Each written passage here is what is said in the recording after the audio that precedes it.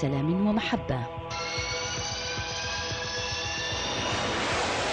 من الأراضي الروسية ألقى فريد التحية، تحية حملت بين ثناياها سلاما للعراق بلده الذي غادره مضطرا، محققا بهذا حلم طفولته الذي طالما داعبه بأن يحلق في السماء.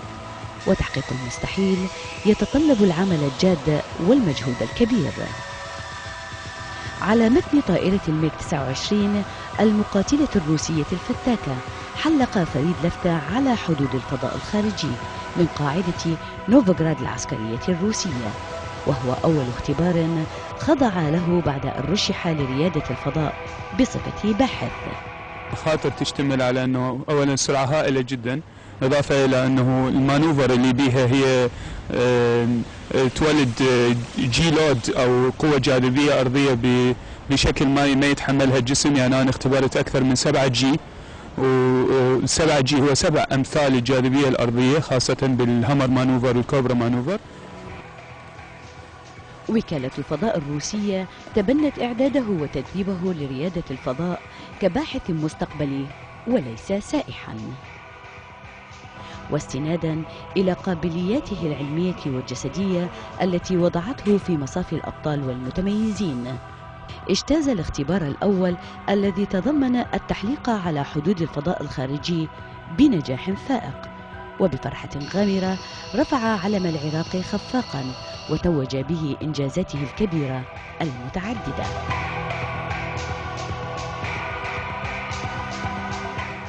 ولكون فريد طيارا ومظليا وغواص، استطاع اجتياز التدريب العملي والفحص الطبي في وكالة الفضاء الروسية في مدة لم تتجاوز شهرين، في الوقت الذي يتم فيه إعداد رواد الفضاء بين 2 إلى 3 أعوام.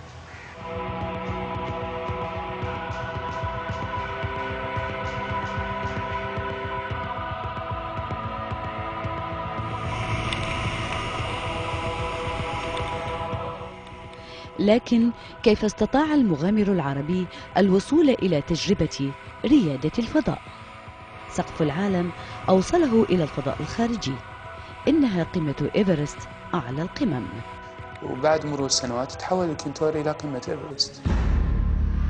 فريد coming in for his first landing. وبعيدا عن الأرض قريبا من السماء، دخل فريد لفتة موسوعة جينيس بعد تنفيذه أخطر قفزة مظلية من طائرة حلقت به فوق جبال الهيمالايا، أدخلته إلى الموسوعة العالمية ليكون أول عربي يحقق رقما قياسيا في هذا النوع من الرياضات الخطيرة.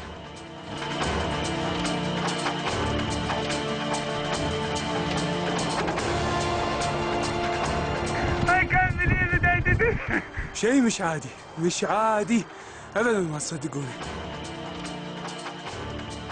تفرد بإنجازات عالمية وعربية، كل هذه الإنجازات حسبت لبلده، لكنه سعى إليها بمفرده بدون دعم مادي أو حتى معنوي من الجهات الرسمية.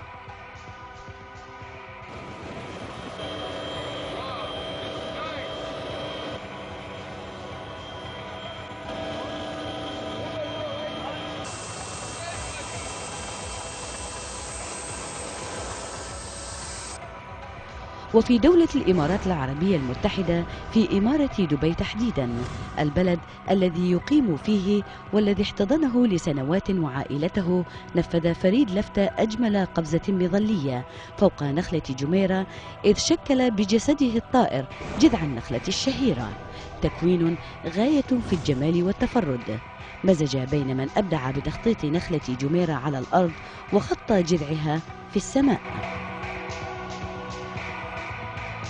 وفي غمرة الإنجازات الكثيرة ورغم مغادرة فريد بلده العراق مرغما، اختار الطيار العراقي أن يهدي بلاده سلاما ومحبة بقفزة عرفت بقفزة السلام.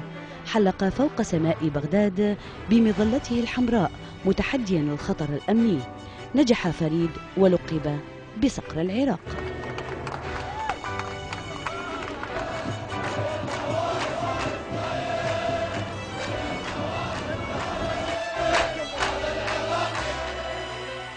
رشحه الاتحاد الدولي للمشاركة في بطولة جمهورية الجبل الأسود للقفز المظلي، وتم تكريمه بشكل مختلف ومفاجئ بعد أن تخلى عنه الاتحاد العراقي للقفز المظلي واختاره الاتحاد الدولي لافتتاح البطولة العالمية، وتفرد برفع علم الاتحاد كونه بطلا عالميا.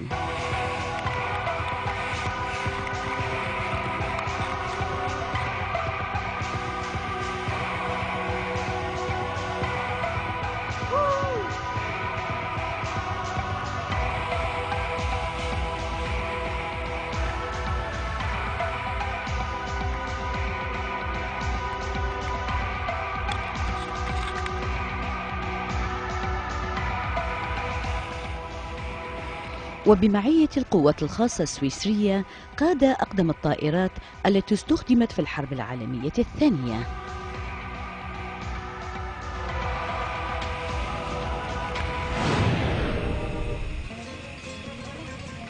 حمل فريد رسالة سلام إلى أبعد نقطة في العالم ليسجل أخطر قفزة مظلية بعد إيفرست، إنها محور الأرض في القطب الشمالي. جال منطقة القطب الشمالي على متن أقدم سفينة نووية روسية بمعية 132 عالما من مختلف الجنسيات. نجح فريد ونال لقب هرقل الشجاع.